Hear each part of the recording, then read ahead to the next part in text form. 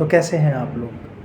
आज की वीडियो थोड़ी-सी पर्सनल हो सकती है क्योंकि आज मैं जिस टॉपिक से बात करने वाला हूँ, वो टॉपिक मेरे से, आपसे और आई थिंक हर इंडियन से जुड़ा हुआ है। सो आज हम बात करते हैं इंडियन जो एजुकेशन सिस्टम है और इंडियन जो स्कूलिंग की जो हालत है, उस पे जो मेरा पर्सनल ऑब्ज़र्वेशन भी है और सारी चीज़ें कहते हैं उस पे भी है। सो आज उस पे बात करते हैं। तो सबसे पहले अगर आप पुराने टाइम में जाएँगे जो हमारे टाइम है, सो वहाँ पे देखेंगे कि हमारे बीच में क्या था कि गुरुकुल सिस्टम था और जो हमारा एनिशिएंट जितने भी इन्वेंशन हुए हैं, अगर मैं आपको एक पिक्चर्स दिखाऊँ, तो मैं आपको कुछ-कुछ नाम बताता हूँ। जितने भी आपके चाहे वो आपका कैलासा टेम्पल हो औरंगाबाद में, आदि कुम्भेश्वर टेम्पल हो और ऐसे बहुत सारे इन्वेंशन हो, चाहे आर्यभट्ट ने ज़ीरो इन्वेंशन किया हो, ऐसे जितने भी इन्वेंशन हैं वो सारे एंशिएंट टाइम या हमारे गुरुकुल के दौर में ही हुए हैं। ऐसा क्यों है? अगर मैं आज की बात करूँ तो ऐसा कोई भी अनोखा इन्वेंशन हमारे इंडियन की तरफ से बहुत ही रेयर होते हैं या फिर जो अच्छे भी होते हैं वो कहीं और चले जाते हैं। इंडिया में रह के, इंडियन एजुकेशन सिस्टम पे काम करके क्या हम कुछ इनोवेट कर पा रहे हैं? ऐसा बहुत ही रेयर हो रहा है। अगर हो भी रहा है तो 1-2 ऐसा है, बट ऐसा कुछ ख़ास नहीं हो रहा है। आखिर ऐसा डिफ़रेंस क्यों आ रहा है?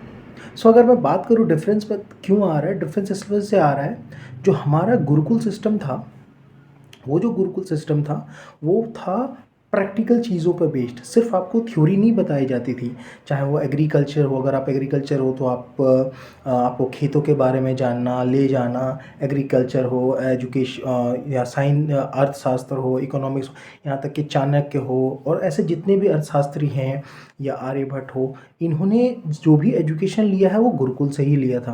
क्योंकि गुरुकुल में चीज़ों को थ्योरी के साथ-साथ प्रैक्टिकली भी बताई जाती थी।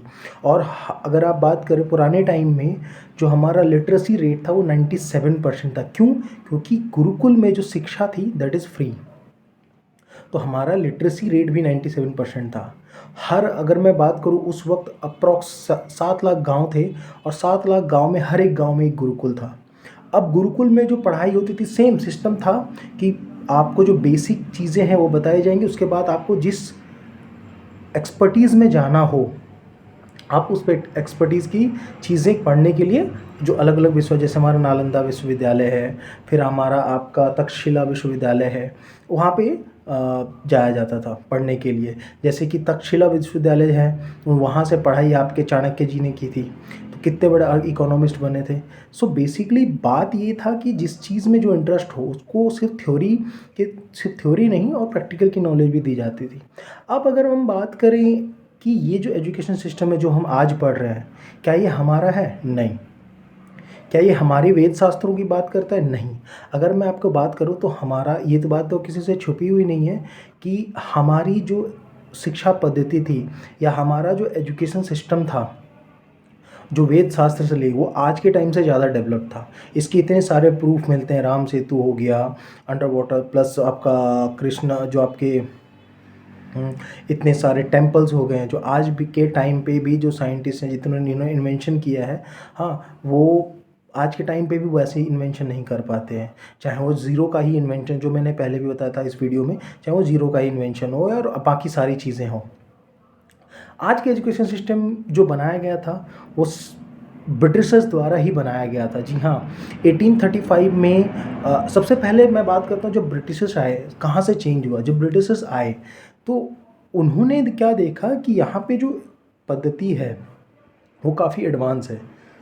गैप कहाँ आ रही थी? इस तरह से तो वो इंडिया पे राज नहीं कर पाते। गैप कहाँ आ रही थी? तो गैप आ रही थी आपके जाके, वो इंग्लिश बोलते थे और यहाँ पे इंग्लिश कोई समझता नहीं था। तो उन्होंने क्या किया, सबसे पहले जितने भी गुरुकुल हैं उनको बैन करवाया, उनको बंद करवाया। गुरुकुल में जो गुरु होते थे उनको जिंदा तक जलाया गया। यहाँ सब करने के बाद एक थे मिस्टर लॉर्ड थॉमसन, 1835 में वो एक एजुकेशन एक्ट लेके आए जिसके थ्रू ये सारी चीज़ों को बैन करवाया गया, संस्कृत को पढ़ना, वेद शास्त्रों को पढ़ना। और उस टाइम पे ब्रिटिश, उनका कहना ये था कि अगर इंडिया को हमेशा के लिए गुलाम बनाना हो तो उनको उनकी जो एजुकेशन सिस्टम है वहाँ से हटा के इंग्लिश में डालना है और फिर वहाँ से वो कॉन्वेंट स्कूल, इन सारी चीज़ों का जो भी वो आप कह सकते हो कि इन्वेंट शुरू हुआ। अब हुआ ये, अगर आप देखोगे ये मेंटेलिटी जो हम आज भी भागते हैं ना, जॉब जॉब जॉब, ये मेंटेलिटी वहीं से जनरेट हुई है। अगर मैं आज आपकी बात करूं तो आज जो इंडिया में हालत है, सब जॉब जॉब जॉब क्यों कर रहे हैं? बिकॉज हमारी जो हमें जो पढ़ाया जाता है बचपन से, एक जॉब ले लो सेटल हो जाओ, जॉब, यही वजह है। ये आज की प्रॉब्लम नहीं है, हमें ये बचपन से सिखाया जाता है।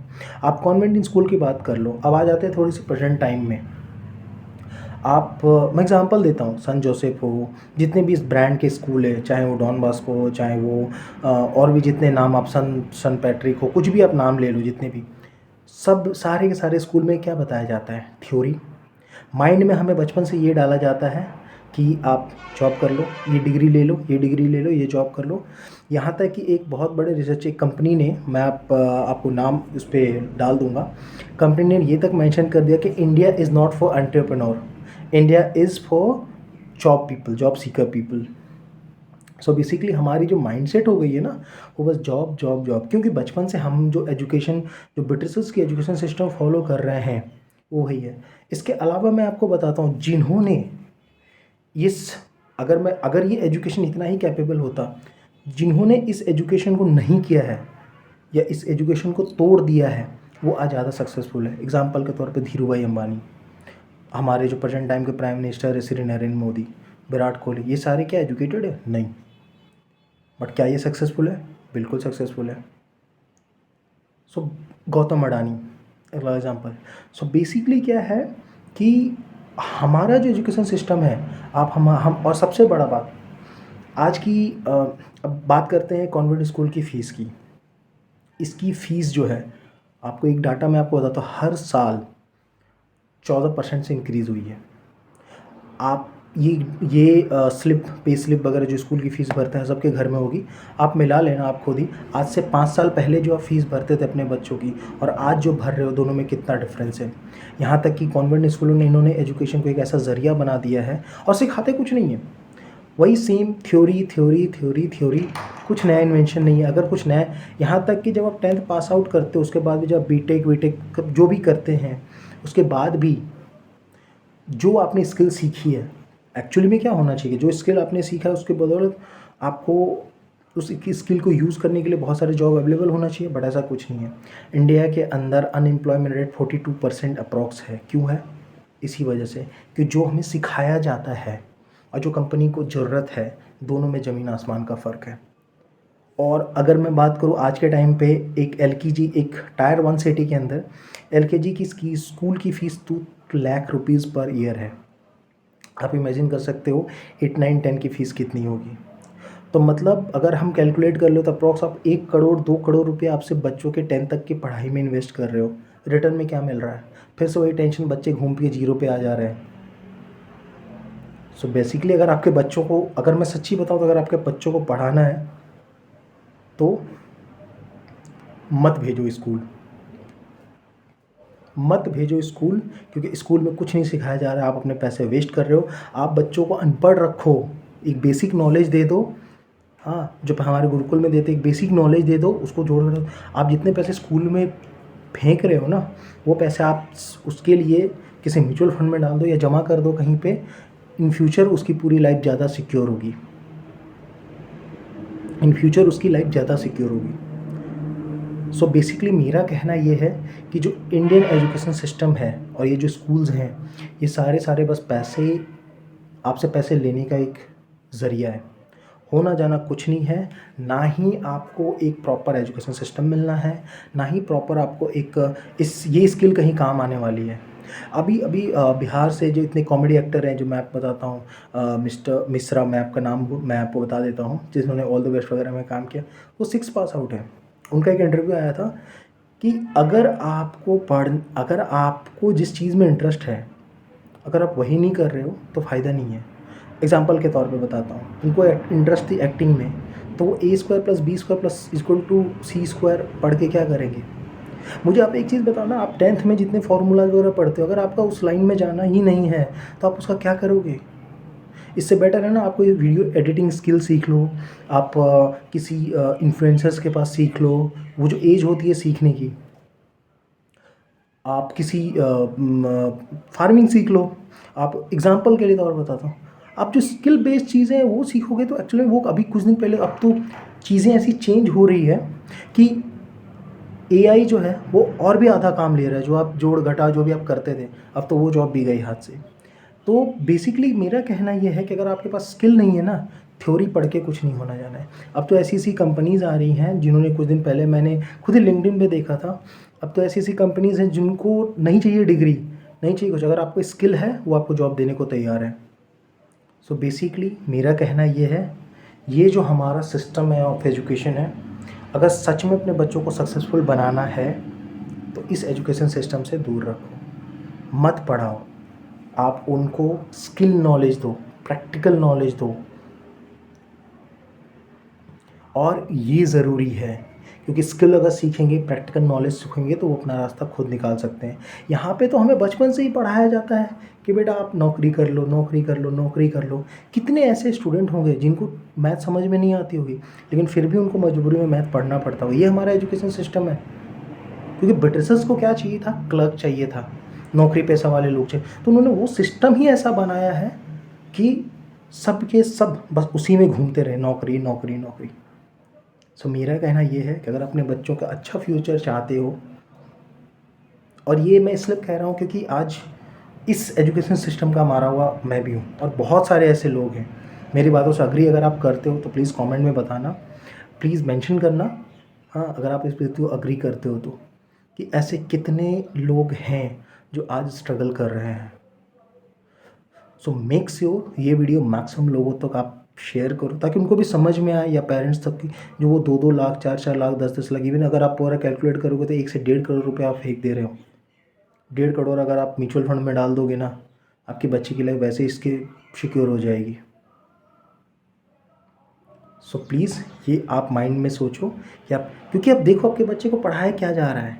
सिंपल सा, अगर आपके बच्चे को पेंटिंग में इंटरेस्ट है, वो A² + B² सीख के क्या करेगा? क्योंकि करियर तो आज के टाइम में हर किसी, अगर उसको वीडियो एडिटिंग में इंटरेस्ट है तो वो साइन थीटा, कॉस थीटा, हाँ जिंक, अल्कोहल, वो पढ़ के क्या करेगा? तो स्किल अपने बच्चे की देखो, वो किस में खुश है, वो किस में काम करना चाहता है। हर साल इवन अगर आप अपने कुछ दिन पहले आप में एक डाटा मैं आपको शेयर कर दूंगा, एक डाटा आप देखना, हर साल जितने भी स्टूडेंट पास होते हैं, अभी तो IIT वालों की ये हालत है कि उनकी 4 लाख की पैकेज ले रही है ईयरली, अप्रॉक्स 20 से 30 हज़ार सैलरी। क्या, तो अगर उनकी ये हालत है तो बाकी चीज़ पढ़ा के क्या हालत होगी?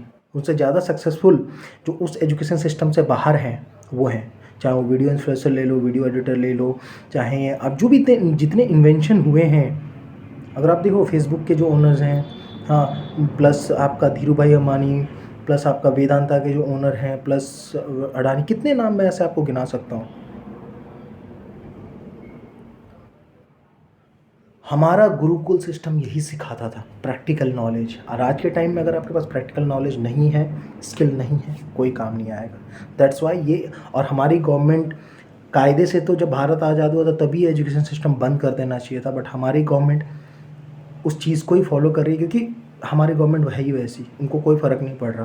क्योंकि खुद मिनिस्टर्स के स्कूल है, मैं खुल के बात कर रहा हूँ, खुद मिनिस्टर्स के स्कूल है, तो उनका एक वे ऑफ अर्निंग है। आज चाइना हमसे क्यों डेवलप्ड है, इसका सबसे बड़ा मेन रीज़न क्या है पता है? कि चाइना के अंदर जब बच्चे छोटे होते हैं ना, स्कूल्स के अंदर 1 और 2 क्लास के अंदर, वहीं पे चाइनीज़ डिपार्टमेंट जाती है, बच्चों के स्किल बेस्ड कर के हिसाब से उनको उस कैटेगरी में डाला जाता है।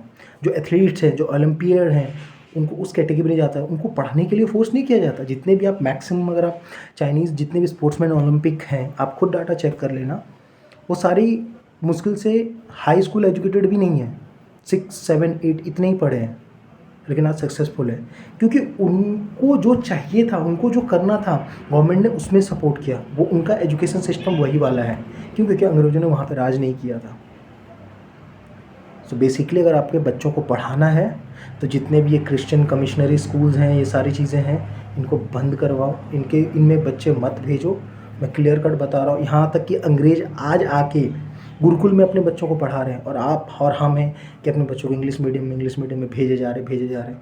ये नहीं देखा जा रहा है कि इस बच्चे को जो बताया जा रहा है उससे इस बच्चे की स्किल में क्या डेवलपमेंट होगी, फ़ायदा क्या होगा। सो मेक श्योर आप ये वीडियो आपके लिए एक अलार्म के टाइप होगी। आप प्लीज़ अपने बच्चों पे ध्यान दो। सिर्फ ये मत देखो कि स्कूल में जा रहा है समाज के वजह कि मेरा बेटा ये स्कूल में पढ़ रहा है, मेरी बेटी ये स्कूल में पढ़ रही है। कुछ नहीं होना जाना है। एंड ऑफ द डे उनका स्किल, उनका करियर मैटर करेगा। सो मेक श्योर ये वीडियो आपके लिए एक अलार्म के तौर पे है कि अगर अपने बच्चों को पढ़ाना है, अगर अपने बच्चों की करियर बनानी है तो एजुकेशन के लिए स्कूल मत भेजो, कोई फ़ायदा नहीं है। So thanks. अगर आप इस वीडियो से रिलेट करते हैं तो प्लीज़ कमेंट करके बताएं, और इस वीडियो को अगर आपको सही लग रहा है तो ऐसी एजुकेशन वीडियोस और भी मैं लेके आऊँगा। सो मेक श्योर आप इस वीडियो को लाइक एंड सब्सक्राइब करें इस चैनल को, और इस वीडियो को मैक्सिमम शेयर करें। Thank you so much.